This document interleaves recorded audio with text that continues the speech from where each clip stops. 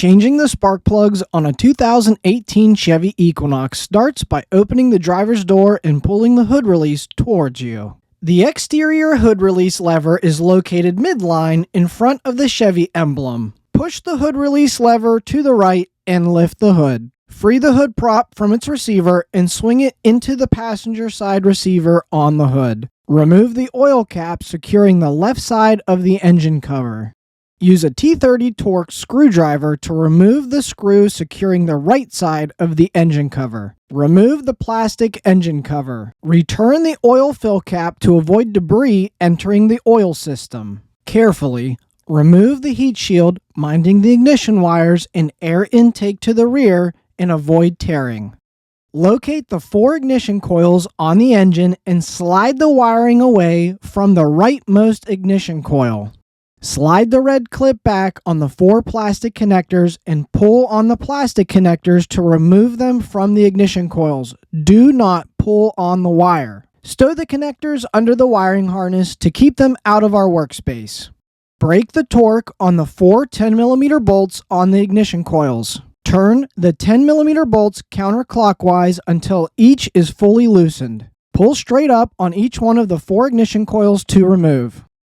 With the 4 ignition coils removed, we can see the top of each of the spark plugs. Using a 14mm magnetic swivel spark plug socket with 12-inch extension, free the torque on each one of the 4 spark plugs, turning the socket wrench counterclockwise. Fully loosen and remove each one of the 4 spark plugs using the magnetic socket. We'll place dielectric grease on a finger and rub it on the ceramic portion of each spark plug to keep moisture and dirt away from the terminal when seated in the boot. Here's a look at the Ngk Spark Plugs that we will be installing. I've shown the model number of this spark plug for your convenience. Avoid getting grease on the metal spark plug terminals, the thread of the spark plugs, or the coil in the boots. I install my spark plugs with no anti-seize on the threads as the old ones had none. Doing so could reduce the torque rating by 20%.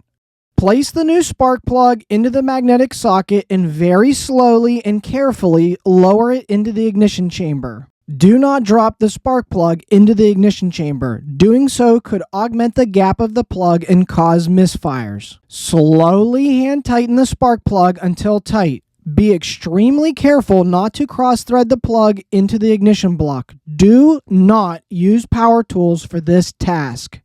Torque the spark plugs to 15 foot-pounds. A critical step recommended by the manufacturer, but often overlooked, is to replace the coil plug boot attached to the ignition coil. This is removed by pulling off the base of the ignition coil. You may need to assist the removal by carefully using a flathead screwdriver to separate it from the plastic. Apply a light coat of dielectric grease to the face of the boot that marries to the ignition coil and a light coat to the base that marries to the ceramic part of the spark plug. Twist and push the boot around the lower stem of the ignition coil as shown here and make sure the boot is fully seated. Slowly reinstall each ignition coil, making sure they are fully seated, and start threading their 10mm bolts with your fingers. Here's a view of the 3 ignition coils fully seated. There is no torque spec that I could find for the 10mm bolts, but tighten these with a socket wrench by hand carefully. Avoid over-tightening to prevent a snapped bolt. Plug in each ignition wire, pushing on the plastic connector, sliding the red locking mechanism into place, and confirm each ignition wire connector is fully seated and secured. Slide the wiring harness to the right back into place above the rightmost ignition coil. Return the heat shield and wrap it around the wires, piping, and intake system to the rear. Remove the oil fill cap. Return the plastic engine cover. Return the oil fill cap. Secure the right side of the plastic engine cover, returning the T30 Torx screw. Return the hood prop into the lower receiver and close the hood. Take your car for a spin and feel for performance improvements or decreases. That's it. Thanks for watching. If you liked it, give it a thumbs up and please consider supporting my channel with a YouTube thanks in the links below.